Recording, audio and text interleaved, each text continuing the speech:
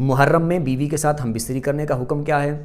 شادی کرنے کا حکم کیا ہے، اور اس سے ملتی جلتی چند باتیں انشاءاللہ ہم جانیں گے جن کا تعلق محرم کے ساتھ ہے۔ ویڈیو کو توجہ کے ساتھ آخر تک دیکھیے گا۔ پہلی بات تو یہ یاد رکھ لیں کہ محرم میں ہم بستری کرنا، باہمی تعلق قائم کرنا، یہ بالکل جائز ہے، حلال ہے۔ وہ میاں بیوی ہیں، ان کے درمیان نکاح والا معاملہ ہوا ہے تو محرم کا مہینہ ہو، سفر کا مہینہ ہو، ربیع الاول ہو، ربیع الاخر ہو، جمادی الاول ہو، کوئی بھی مہینہ ہو، کوئی بھی سال ہو، کوئی بھی دن ہو، ان کے لیے باہمی تعلق قائم کرنا شرعی اعتبار سے بالکل جائز ہے، کر سکتے ہیں، مگر کہ چند وہ مقام،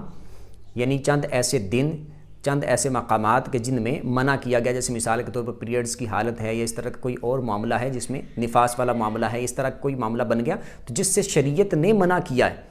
اور قرآن پاک کی اس پر نص موجود ہے یا حدیث موجود ہے تو اس سے صرف منع ہے، باقی اس کے علاوہ کسی گھنٹے، کسی دن، کسی سال، کسی وقت، دن میں ہو، رات میں ہو، شرعی اعتبار سے باہمی تعلق قائم کرنا نکاح کی وجہ سے بالکل جائز ہے۔ محرم میں بعض لوگ اس طرح کی ہو سکتا ہے، آپ نے سنا ہو کہ باتیں کرتے ہوں کہ محرم میں یہ جائز نہیں ہے، یہ نہیں کر سکتے، وہ نہیں کر سکتے، باہمی تعلق قائم نہیں کر سکتے۔ بالکل کر سکتے ہیں، باہمی تعلق قائم کرنا بالکل شرعی اعتبار سے جائز ہے۔ اس کے ساتھ دوسری بات آپ یہ ملا لیں کہ محرم میں شادی کرنا، نکاح کرنا، تو اس میں آپ یہ بات یاد رکھیں کہ جس طرح باقی مہینوں میں، باقی دنوں میں شرعی اعتبار سے نکاح کرنا جائز ہوتا ہے تو محرم ہو چاہے سفر ہو، نکاح کرنا بالکل جائز ہے، اس میں کوئی عذر والی یا کوئی اس طرح کی پریشانی والی بات نہیں ہے۔ نہ شریعت نے کسی جگہ پر منع کیا ہے، نہ قرآن میں منع کیا ہے، نہ حدیث میں منع کیا ہے، کسی جگہ پر منع نہیں ہے۔ ہاں بات یہ ہے کہ جس طرح ڈول ڈمکے کرنا اور غیر شرعی حرکتیں کرنا، غیر شرعی معاملات کرنا اور ناچ گانا کرنا اور پتہ نہیں کس طرح کی غیر شرعی حرکتیں ہوتی ہیں، یہ ساری حرکتیں، یہ سارے کام، یہ شرعی اعتبار سے ہر مہینے، ہر دن، ہر گھنٹے میں حرام ہے۔ جیسے مثال کے طور پر شادی پر یا کسی پروگرام پر اگر ناچ گانا کیا جائے تو وہ حرام ہے، وہ آپ ربیع الاول میں کریں تب بھی حرام ہے، ربیع الاخر میں کریں تب بھی حرام ہے، محرم میں کریں تب بھی حرام ہے، سفر میں کریں تب بھی حرام ہے۔ سفر کے علاوہ کسی بھی مہینے، کسی بھی دن، کسی بھی گھنٹے میں آپ کریں تو وہ ناجائز حرکتیں، ناچ گانا کرنا اور وہ اس طرح کے لوگوں کو بلانا اور ان سے ڈانس کروانا، یہ سارے معاملات کرنا اور گانے لگانا اور اس طرح کی اور غیر شرعی حرکتیں جتنی بھی ہوتی ہیں ہماری شادیوں پر اور اس طرح کے پروگرامز پر، وہ ساری حرام ہیں۔ تو وہ محرم میں کریں تب بھی حرام ہے، محرم کے علاوہ کریں تب بھی حرام ہے۔ تو یہ والی حرکتیں اور اس طرح کا خوشی کا اظہار کرنا کہ جس میں ناجائز چیزیں آ جاتی ہوں تو وہ جائز نہیں ہے۔ نکاح ایک شریعت نے جس طرح اس کو سادگی کے ساتھ کرنے کا حکم دیا، گواہوں کی موجودگی میں لڑکا لڑکی کا ایجاب و قبول کرنا، یا ایک مجلس میں، ایک کمرے میں بیٹھ جانا، یا ایک ہال میں بیٹھ جانا، یا مسجد میں جا کر اس طرح نکاح والا معاملہ کرنا جس میں بالکل سادگی کے ساتھ ایجاب و قبول والا معاملہ ہو، نکاح والا معاملہ ہو، تو اس میں کوئی حرج والی بات نہیں ہے، بالکل شرعی اعتبار سے جائز ہے۔ ہاں دوسری بات یہ ہے کہ بعض لوگ جس طرح کی باتیں کرتے ہیں کہ حضرت امام حسین رضی اللہ تعالی عنہ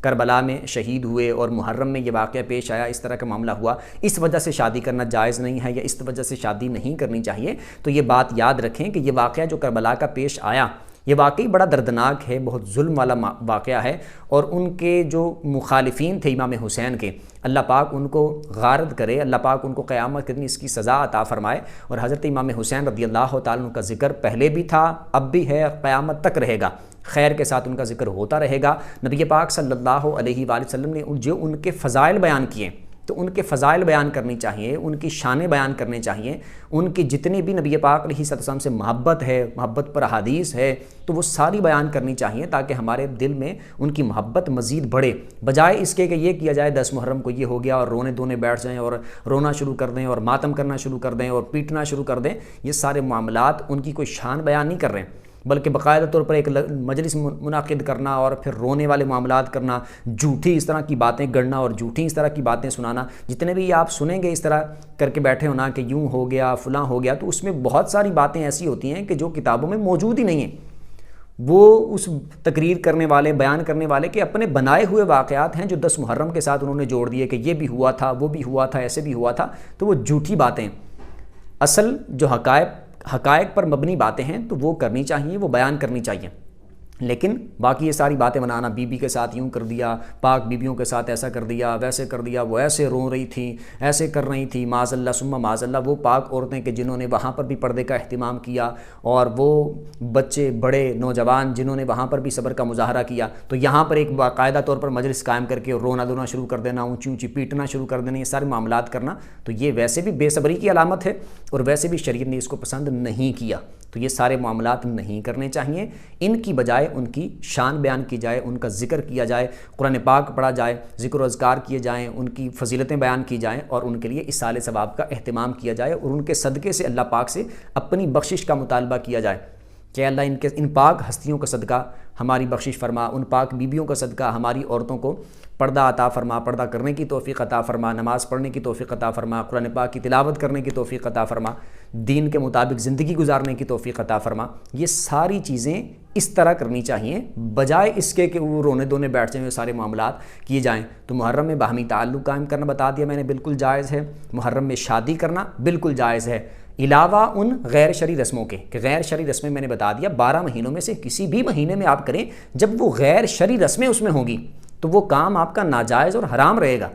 وہ جو غیر شرعی رسمیں اور ناچ گانا سارا کچھ کرنا۔ تو بھئی صرف اس وجہ سے کہ یہی لوگ جو اس طرح کے معاملات کرنے والے ہوتے ہیں اور محرم میں شادی سے رکنے والے ہوتے ہیں، یہ باقی مہینوں میں دیکھوں تو وہ ناچ گانا کر رہے ہوتے ہیں اور ڈھول باجے اور یہ اس طرح کے معاملات کر رہے ہوتے ہیں،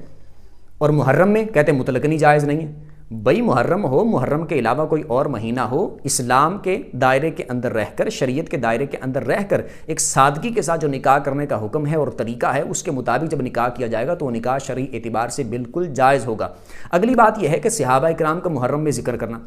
بعض لوگ اس کو بھی پتہ نہیں عجیب نگاہوں سے دیکھتے ہیں، اور یہ بات یاد رکھیں کہ اس مہینے میں آپ خاص طور پر دیکھیں گے